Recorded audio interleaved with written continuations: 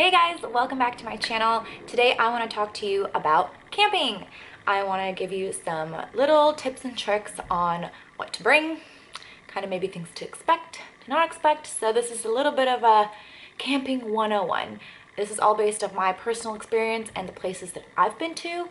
So it obviously is a huge topic in regards to camping and cabins and location, time of year.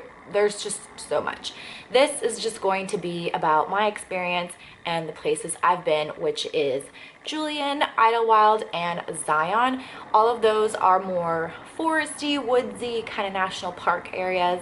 I don't have experience in desert camping. I don't have experience in snow camping. So this is more of like the colder months in the forest, but not necessarily snow. So let's get into the video. So tip number one is to bring layers. You want to bring layers mostly for the cold because the temperatures can go up and down. It's generally pretty cold at night, so you want to make sure you're nice and warm, especially when you're in a tent and you're sleeping. It'll also give you some cushion as well. So I recommend things like starting off with like tank tops or thermals, laying on top a long sleeve, then a sweater, a jacket, bring like hats and scarves, and gloves.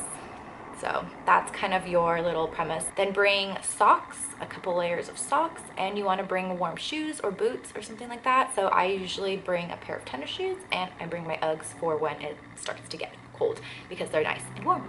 So I'll wear about 2 layers of socks. Sometimes I'll bring like my really warm ones, like these thermal ones that I have. Sometimes I'll just wear regular socks. Kind of depends on the time of year, but you kind of just have to play by ear.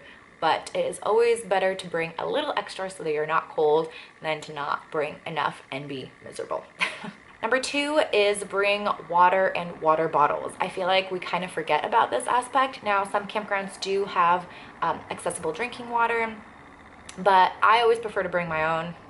I don't know, that's just who I am. I like to bring like a huge thing of water, and then I just refill it into my water bottle and call it a day. I feel like I said, a lot of people forget that, but you do need to stay hydrated. Also bringing something like Gatorade for electrolytes if you're gonna be doing hiking. And then of course you can always bring like sparkling water and all that stuff, but water and something to put it in is very important. Number 3 is to bring a first aid kit. So you wanna bring Band-Aids, you wanna bring antiseptic wipes, maybe some sort of antibiotic cream, you know, things like that. You don't have to go crazy with this because I feel like if there really was a huge emergency, you would just leave. But you know, if you get like a little scrape or a little cut or a bug bite or something like that, so bring like bug off, bring like if you are prone to bugs or if you're going somewhere where there's a lot of bugs, bring that as well. But yeah, just a little something here and there to kind of just patch over, put a little Band-Aid on it, and call it a day. Number 4 is bring duct tape. Now, probably kind of random, but I feel like duct tape solves a lot of problems for a lot of different things. You know, you can hold things together, you bind things together.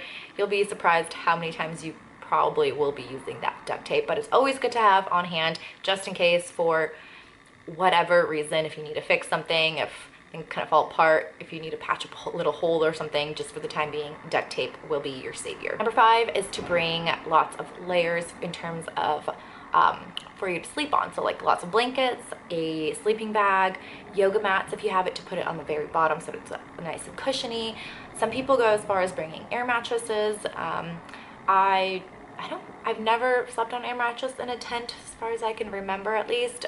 So you do also want to see how big your tent is, how big this air mattress is. So it can get a little complicated in terms of that, but it will be more comfortable. I usually just do a lot of blankets. I do like a yoga mat, 2 layers of blankets, a sleeping bag, and then I do 2 more layers of blankets and my pillow. So that's what I do. It's worked wonderfully out of all the times I've gone.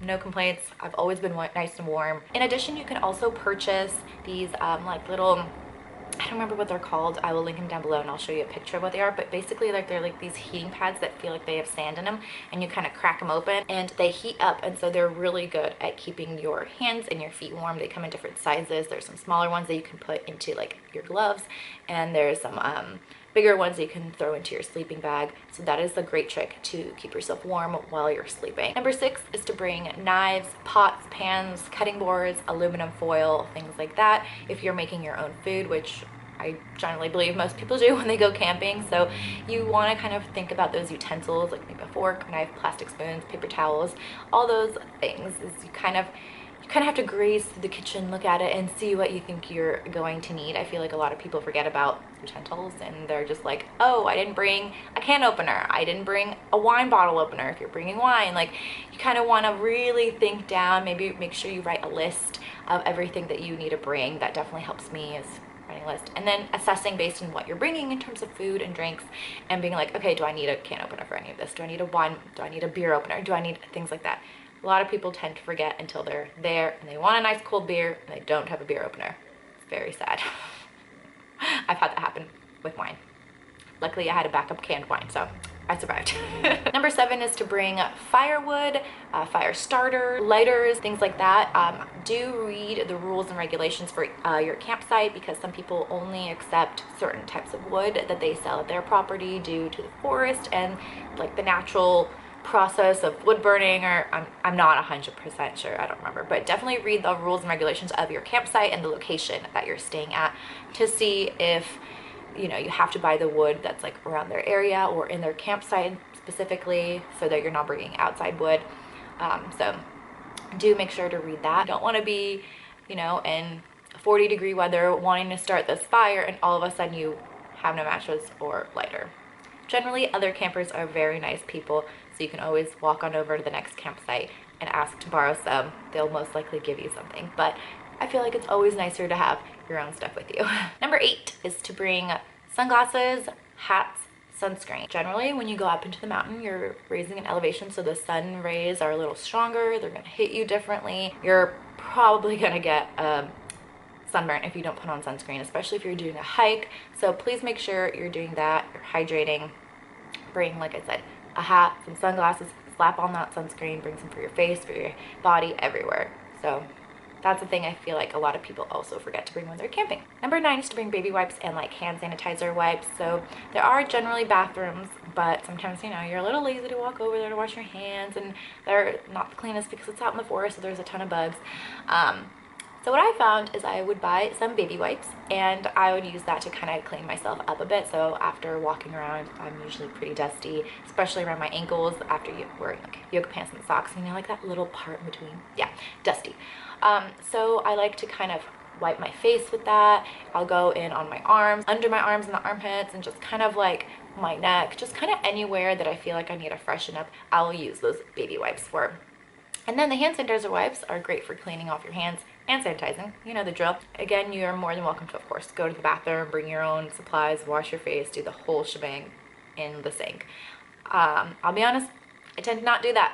I always bring my face wash and I never use it. Never. Like, I don't know how many times I've gone camping and I've brought my facial cleanser and my moisturizer and I never use them. I just use the baby wipes. And number 10. So this honestly depends on how long you're gonna be camping for. I've gone camping, I don't think I've gone like camping for more than like 2 nights. So what I do is I pack my food accordingly. I have a little baby cooler. The cooler is not huge because I don't have any storage. I just don't. But if you have a big cooler, that is amazing. Fill it up with ice and put in all of your food that you're gonna eat that day. So say I'm going camping Friday night, Saturday, I'm leaving Sunday, right? I'll bring all of like kind of like the salad. I'll bring sandwich stuff. You know, I'll bring like meat that I want to cook over on the fire. All that is going to be eaten on Friday night. Then Saturday is generally more of like the canned stuff. So I'll bring like a canned turkey chili and I'll put it in a pot and heat it up over the fire. Usually my sandwiches still last on Saturday because I go camping pretty like during the cold months. So even if it's in your cooler and overnight, honestly, like it's fine. I know some people get weirded out about food not being in the fridge. I'm not one of those people. I don't care. And like I said, it's pretty cold at night, and especially with the ice that I threw in there, it's fine even on Saturday. However, I do like to have a few cans as options that I like to bring just in case.